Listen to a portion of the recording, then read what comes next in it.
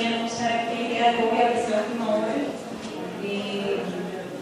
No me dio tiempo de preparar porque solamente enteré de que no hay espacio para hablar, igual me encanta. Muchísimas gracias por este encuentro, por este espacio de articulación, así como lo dije ayer. Creo que le aplaudí mucho el esfuerzo que están haciendo aquí los compañeros de Oaxaca y los compañeros que vinieron para recibirnos. Bueno, ya mencionaba, mi nombre es Laura Rojas, yo trabajo en el área social de la oficina del ARPA en Guatemala. Bueno, yo entiendo bien por dónde he estado y nos hemos estado moviendo ya hace un tiempo que Guatemala solo hace mucho tiempo por su historia, por el nivel de represión, la guerra que se sufrió, más de 30 años de conflicto armado interno, pero sí quería centrarme más ahorita, sí contextualizar, porque yo sé que hay mucha gente que no conoce, aunque estamos tan cerca, ¿verdad?, de cuál es la historia de Guatemala, porque nosotros hemos venido analizando, digamos, en este tiempo, después de los acuerdos de paz, después de que se firma la paz, que nos absorbe el sistema en la legalidad, digamos, en esta nueva lucha en la legalidad. ¿Por qué? ¿Por qué estamos como estamos, verdad? Como hablaba la compañera, es muy importante esa parte de la autocrítica. Conocemos muy bien el enemigo, conocemos sus tácticas, se repiten, podemos ver que no es muy distinto en un lugar y en otro cómo se aplica la represión. Igualmente yo creo que de todo eso tenemos que vernos, no solamente desde el lugar de víctimas, porque entonces nos mantenemos y nos perpetuamos ahí en esa posición. Y ahora, como mencionaba hace un rato la doctora Ana, tenemos que empezar a conseguirnos de otras formas, para también alimentar de otro espíritu nuestra lucha. Yo les quería comentar, bueno, digamos, como para hacerles una reseña histórica de Guatemala, de contarles cómo estaba, digamos, la relación de los grupos, de los pueblos mayas allá. Los más importantes, son más representativos, las poblaciones más grandes están los quichés, los quichis y los cachiqueles. Los quichés, que son muy conocidos porque son los que escribieron el Popol Vuh, ellos tenían, digamos, una política expansionista. Ellos llegaron en muchos lugares a colonizar a los pueblos cachiqueles, quichis y de otros lugares. Entonces, cuando llega la conquista, cuando llegan los conquistadores, hacen uso de esas confrontaciones que habían y usan el pueblo cachiquel para que les tradujeran, para que les enseñaran cómo llegar a las poblaciones, y eso como que ha sido una cosa que se ha mantenido tras el tiempo. Ahorita ya no se mantiene tanto, por dicha se ha venido avanzando, pero eso ha marcado mucho la historia de Guatemala. Después de que se logra la independencia en Guatemala, que se logró, bueno, en 1924, vemos que después viene hasta 30 años después realmente se da la independencia para los indios y para los negros en el país.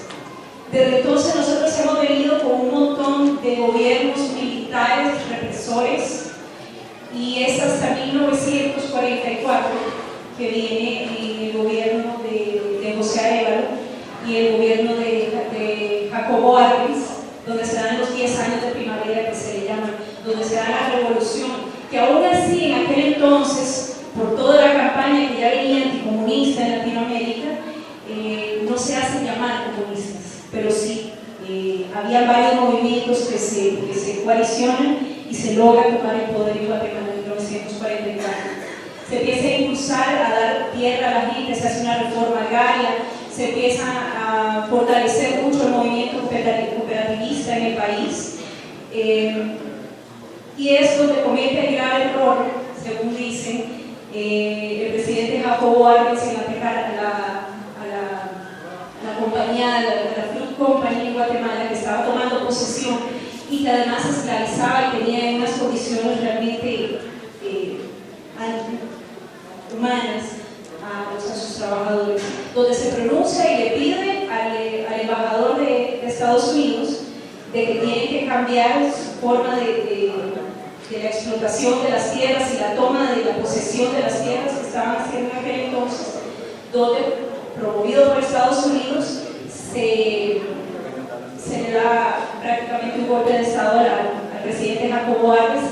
Se moviliza grandes cantidades porque se realiza se le da la posibilidad, se movilizan grandes cantidades de campesinos desde el interior para sacar al presidente y ahí es donde se acaban nuestros pies antes de primavera. Desde este golpe de Estado, donde asume el coronel Armas, empieza a hacer una persecución a todo el movimiento cooperativista, a todo el movimiento revolucionario. Tenemos todo un retroceso de lo que se había logrado en esos 10 años.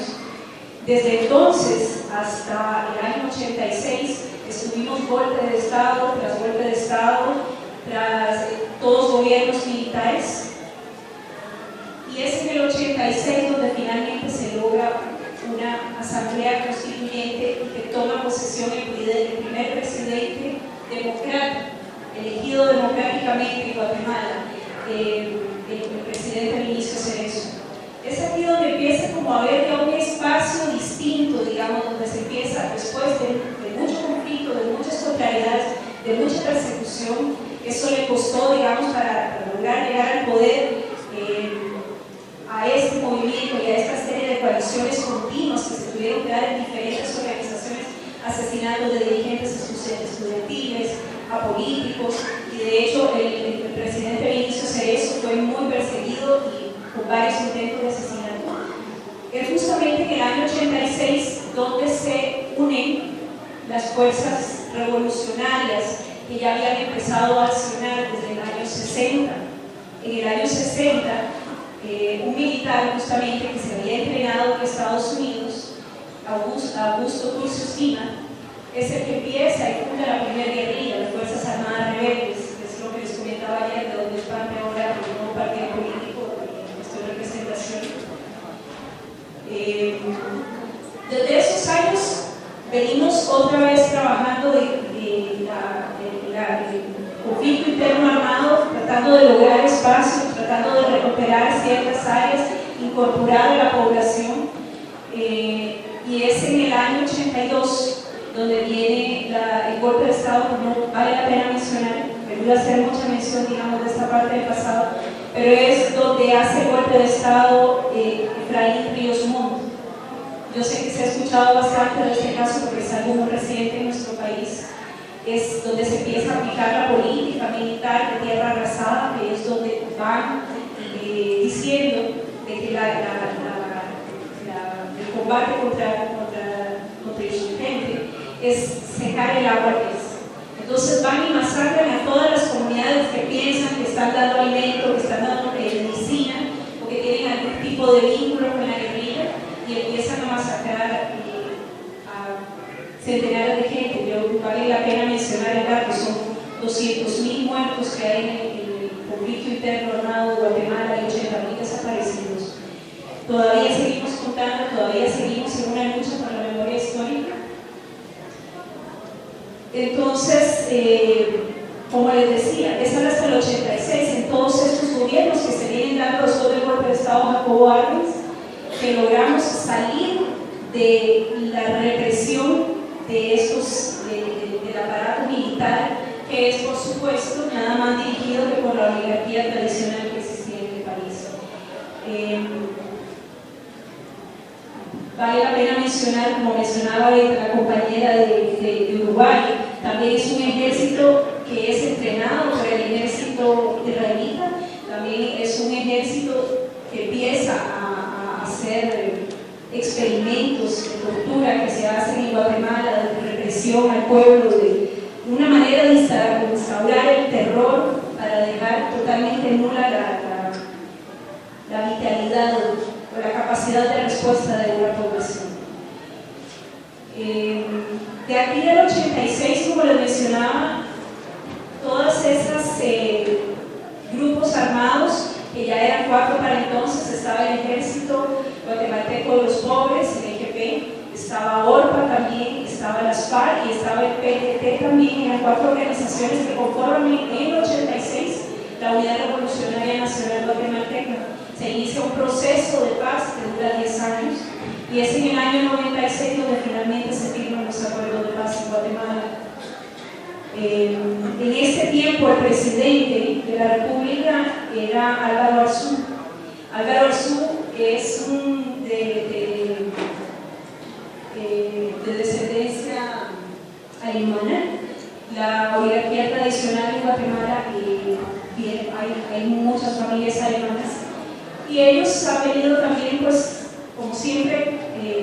manteniendo el poder. Ahorita en Guatemala tenemos el grupo de G8, son 8 familias que tienen el poder prácticamente de todo el país. Algunas están en la lista de los más ricos del mundo. Entonces, bueno, después de la época de la firma de la paz, se viene, digamos, como un respiro para toda la población guatemalteca. Se tiene realmente fe que ya sabíamos bien que no había otro camino más que fuera la paz, ya los tiempos estaban cambiando, ya no dábamos, tampoco no nos dábamos abasto para seguir la lucha armada. Y empezamos a ver cómo iba progresando el gobierno de Álvaro Arzú. El gobierno de Álvaro Arzú se caracterizó por empezar a privatizar toda la propiedad nacional, todo lo que quedaba en manos del Estado, él lo privatizó. Y después de eso vienen las primeras elecciones donde la Unidad Revolucionaria Nacional Guatemalteca participa ya en la legalidad como partido político, pero vemos, digamos, cómo empieza entonces a darse una entrada. En ese momento no lo veíamos, en ese momento no teníamos la capacidad para ver cómo se había empezado a dar una entrada al imperio por medio de la cooperación internacional, porque tenía que darse un seguimiento a los acuerdos de paz, tenía que haber proyectos que desarrollaran y que hicieran efectivos todos esos acuerdos de paz. Entonces la estrategia fue empezar a cooptar todos los líderes, todos los cuadros del movimiento revolucionario y ponerlos en proyectos, digamos, como individuales. Una de las condiciones que hay de la cooperación internacional es que no se puede participar en política, y entonces cada quien fue tratando de desarrollar en conciencia, de mejorar la situación, los proyectos para empezar a hacer funcionar los acuerdos de paz en Guatemala.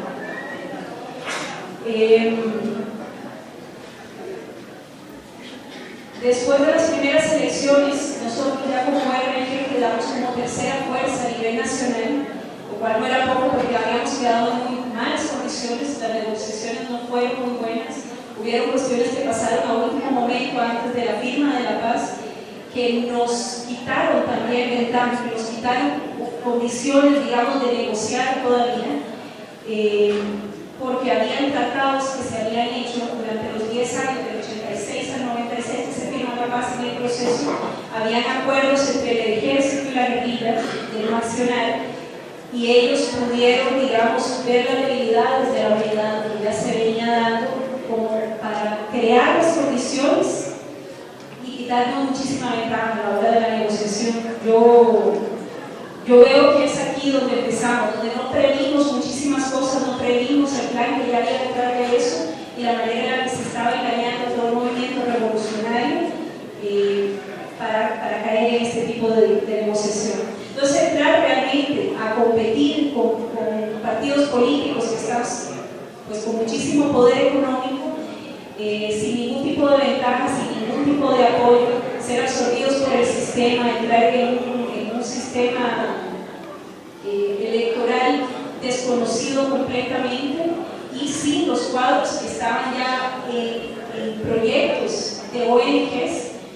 Voy a mencionar este dato: en Guatemala existen alrededor de 6.000 ONGs, entonces pueden imaginarse cómo está ahora organizado todo el movimiento social allá.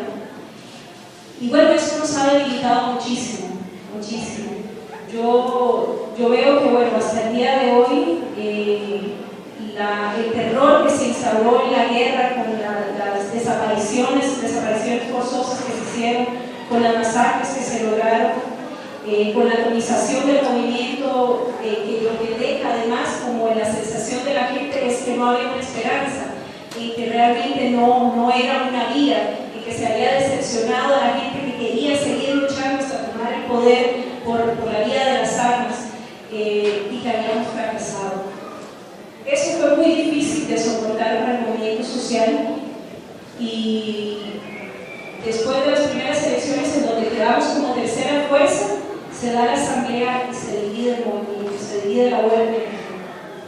Entonces, de aquí se crean algunos grupos del EGP, de ORPA, de PGT, algunos del FARC también se va por su lado, y se terminan formando dos partidos distintos. Hasta el día de hoy no hemos logrado recuperarlo de esa división.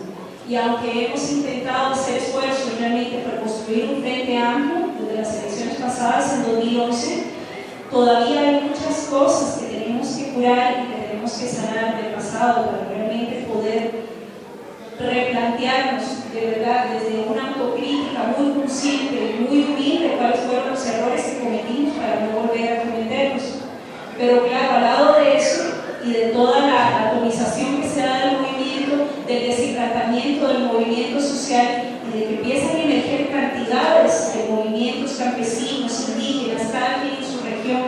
Vale mencionar la pena que en Guatemala son 23 pueblos mayas, aparte del Xinca, el Garífuna y el Mestizo. Cada quien, digamos, como muy conservador, también muy hermético, la gran mayoría, en sus propias formas de organización, lo cual es bueno. Pero después de venir de un proceso de represión, de tal represión, donde la gente no podía tener un contacto con su identidad, con sus propias formas de organizarse, donde se les había ridiculizado tantísimo por ser indios, porque eso es hoy día un insulto, así se maneja. Entonces es un proceso realmente largo donde empieza la gente a tener la oportunidad de organizarse, a tener la oportunidad de empezar a concebirse y de empezar a rescatar toda la información histórica que ha habido de las formas originarias de organización, lo que quedó de ello. Esto requiere de procesos naturales que llevan tiempo. Hay que recordar lo que mencionaba la compañera, la doctora Ana, hace un rato también, que es muy importante cómo influye, cómo fracciona de verdad a un ser humano la impunidad y la desconfianza, sobre todo, cómo han instaurado la desconfianza. En Guatemala estuvieron las patrullas de defensa civil y esto fue algo que marcó muchísimo a la gente en Guatemala, porque es donde el ejército llegaba y le daba armas a la población civil, y entonces ellos recibían un entrenamiento más o menos militar para controlar el área y también para torturar. Y entonces la tarea de ellos era que ellos iban a estar supervisados por el ejército, pero que ellos tenían el deber de informar al ejército por cualquier anomalía que pasara en la zona. Entonces, imagínense ustedes cuando uno tiene que denunciar al vecino, denunciar a la familia, a la gente de la misma comunidad, el miedo de que el vecino va a denunciarte, eso se quedó muy instaurado. Hay muchísima desconfianza todavía en la apertura, y yo creo que eso ha marcado, y estamos conscientes todos, porque sí hay espacios de articulación, sí hay espacios de convergencia, de movimiento, y nos ha dado el tiempo, digamos, ahora de reflexionar y de entender por qué nos ha costado todavía tanto abrirnos a confiar. Otra cosa que ha marcado también mucho, digamos, esta atomización y este fraccionamiento de la población es justamente la cooperación internacional, que viene con una visión occidentalista de cuál debe ser el modelo de desarrollo, cuál debe de ser la construcción de la autoimagen de los pueblos, de la mujer, cómo ellos tienen que empezar a relacionarse entre sí. Incluso ya solo el hecho de que estos cursos, estas pláticas se den en un idioma que nada tiene que ver con el suyo, que pierde su esencia, ha marcado mucho también ese fraccionamiento y ese resentimiento, digamos, esa lucha y esa identidad construida a partir del resentimiento.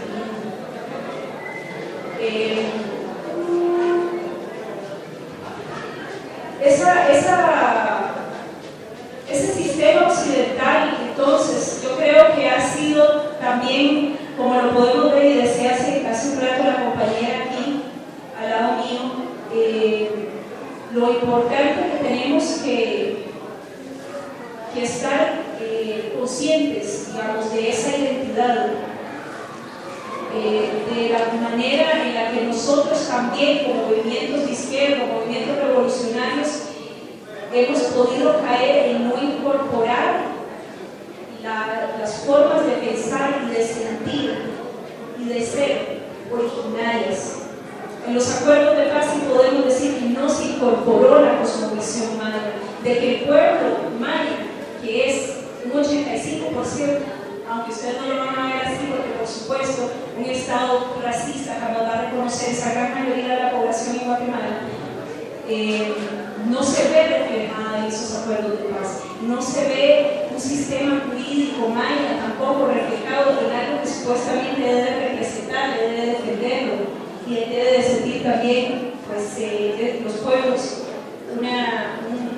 un sentido de pertenencia a esa lucha, a esa reivindicación.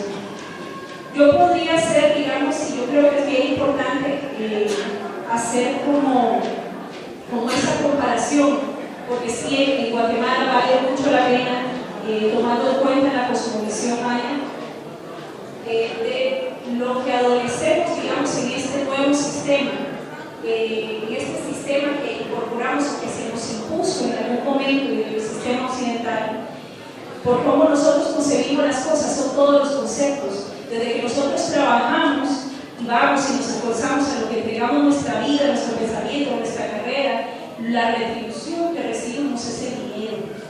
La gente, por medio de los medios de comunicación, de la televisión, a lo que se aspira es el dinero. Entonces, al final de cuentas, todo queda muy resumido en cosas muy materiales. Los conceptos básicos, cuando hablamos, digamos, de los recursos naturales, pero no, para los pueblos mayas no son recursos naturales, para los pueblos mayas es la gran madre, es la Pachamama, la madre tierra. Entonces, solo esos pequeños conceptos que no se incorporaron a una redacción de una constitución o de unos acuerdos de paz, cambia muchísimo todo el espíritu que está preso ahí. Yo espero que para las mentes aquí, yo sí voy a pedir tal vez las más escépticas que puedan dejar por lo menos el beneficio de la duda abierta. Es muy importante mencionar sobre la cosmovisión maya dentro de todo eso para poder entender la lucha y el sentir y la reivindicación de los pueblos mayas en Guatemala. No es casualidad de que se esté violentando a la madre tierra y se esté violentando tanto, digamos, el derecho de igualdad a la mujer, incluso en movimientos o en espacios donde luchamos y peleamos por la igualdad, por la equidad, por la justicia, por no discriminar, por no el racismo, es una falta de coherencia. No es casualidad en este tiempo, porque si ustedes saben, los mayas y los pueblos mayas se rigen por calendarios, siempre lo elegimos naturalmente, todas las culturas originarias, por calendarios. Estamos en contacto con la luna, con el sol, con la tierra, los ciclos de cultivo, los ciclos de la mujer, están totalmente ligados a los ciclos de la luna.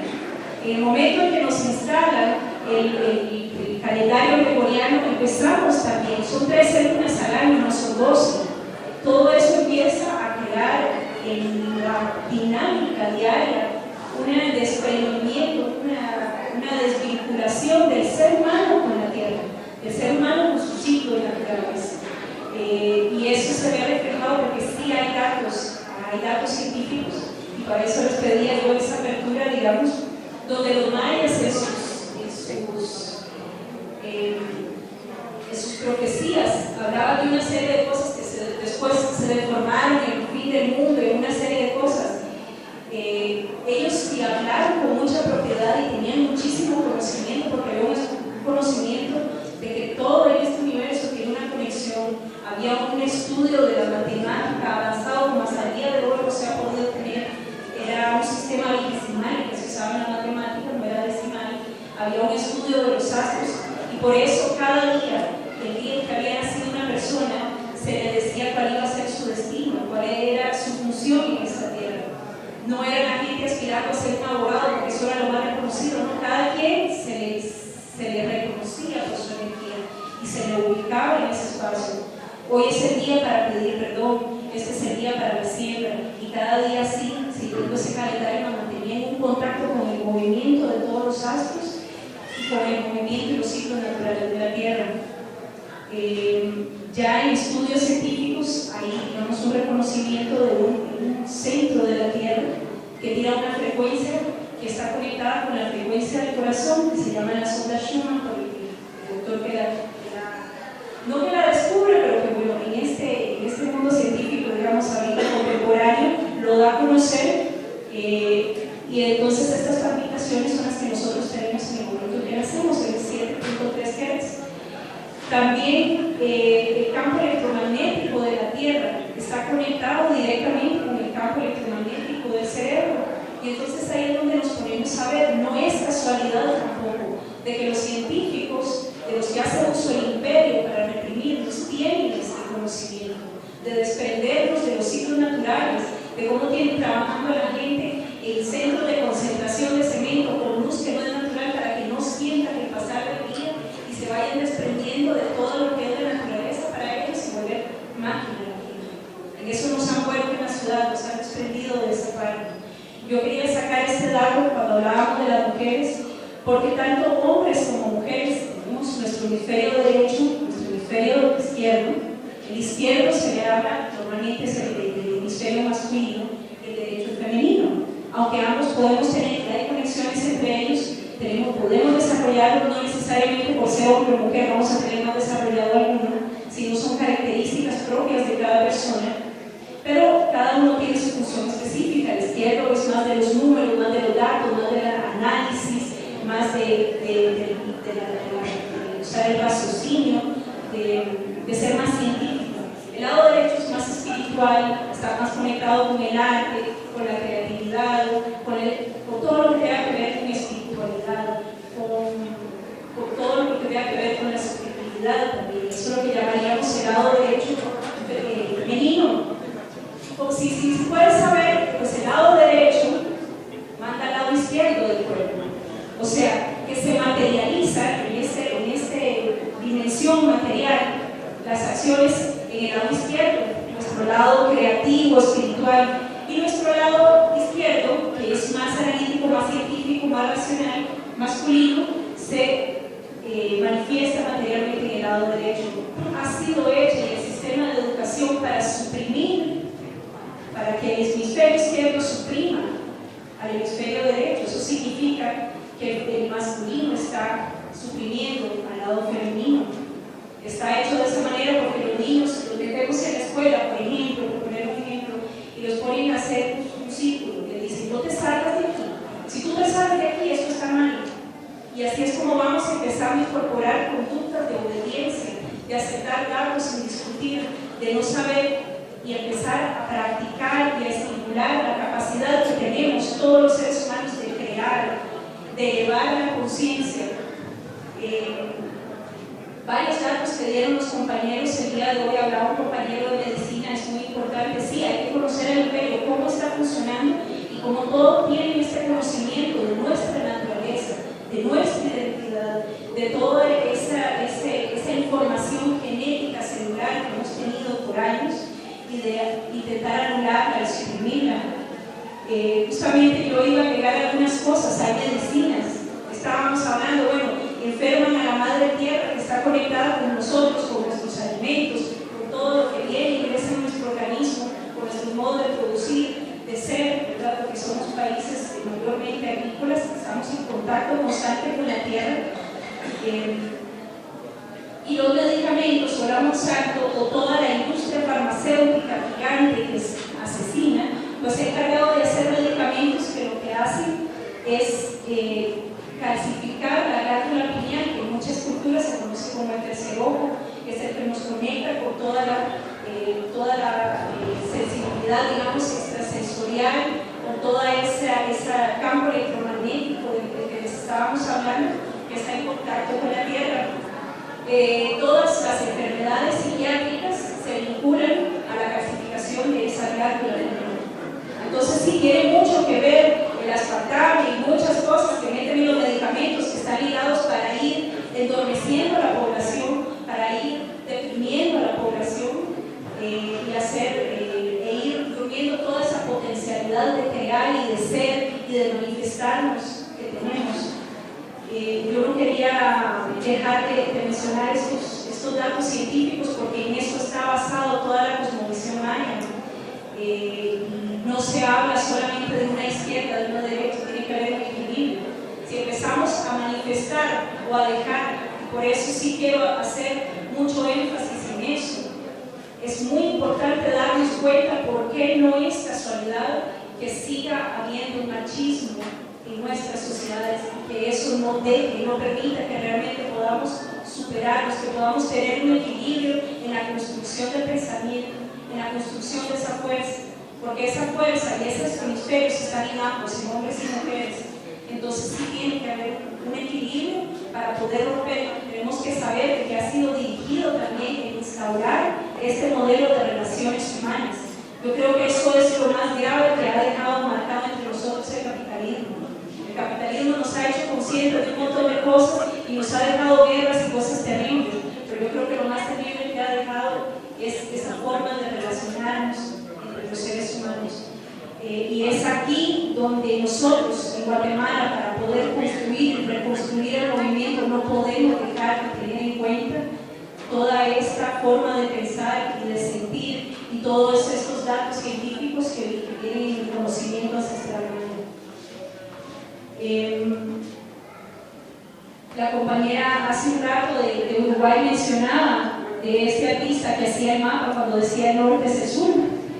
En el año 2013-2012, donde se termina la cuenta larga y se habla de lo que hablaba la compañera hasta ahora, estamos en otra época, estamos en una nueva era.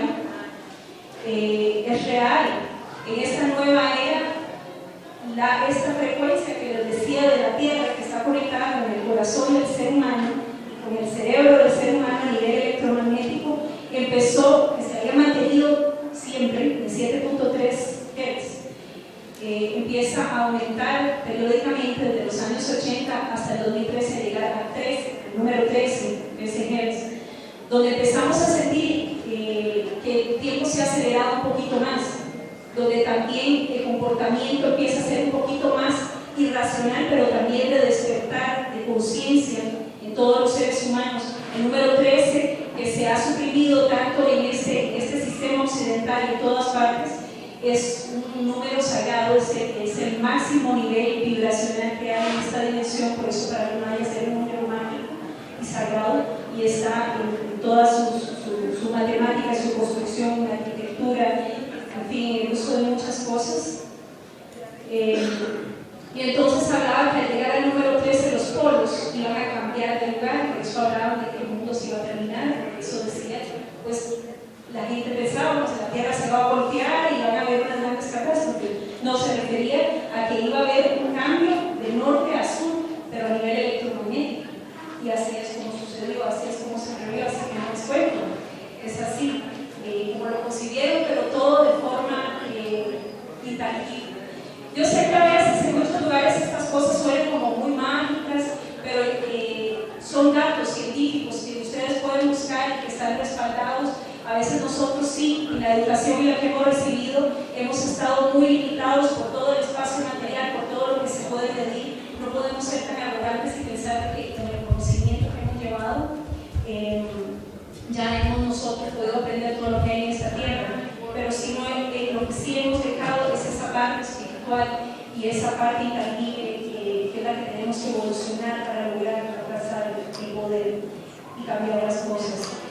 Bueno, yo voy cerrando. Yo quería nada más llegar a la parte de explicar a Guatemala de cómo estamos ahorita, de cómo nos conseguimos, de la construcción en la que estamos, de cómo estamos tratando de retomar y de que estamos en procesos naturales que tenemos que respetar de cada pueblo, de cada consejo, de autoridades ancestrales en cada región, para que ya bien instalados podamos empezar a crear esta recuperación. Ya se está caminando en ese sentido. No creemos que podamos meter todo bajo una bandera. Hay mucha presión de la cooperación internacional para querer seguir por medio del dinero cortando liderazgos y que todo el mundo se meta bajo una bandera. Eso no va a ser así. Cada quien en su espacio podemos crear una articulación para hacer un cambio y en eso estamos trabajando. Ese es el camino que estamos tomando. Yo sí lo quiero dejar de mencionar, sí, por el espacio en el que estamos. El tema de derechos humanos, sí, en Guatemala hoy actualmente tenemos un gobierno del general Otto Pérez Molina, que es un general vinculado con el narcotráfico, vinculado con cantidad de masacres en el tiempo de la guerra. Y sí es bueno mencionarles cuál ha sido la forma ahora de represión que se ha venido tomando. Después de que una oligarquía que quiso deshacerse del ejército después de la firma de la paz que no le sirvió, entonces se hace uso del financiamiento del narcotráfico y se empieza a involucrar, se empieza a introducir a todo el narcotráfico en todos los espacios de gobierno. Ahora sí está muy fuerte el son pues estos mismos métodos de persecución al movimiento social, de asesinato. Se están haciendo listados de todo el movimiento social, y creo que esta situación, digamos, que se ha dado después del caso del general Ríos Montt, en el rescate de la memoria histórica, donde estamos dispuestos a seguir la lucha para que se enjuicie a estas personas por delitos de lesa humanidad, por genocidio, porque fueron poblaciones enteras que se desaparecieron. Incluso el pueblo Ixil, que fue casi totalmente desaparecido, por lo que se inicia este juicio.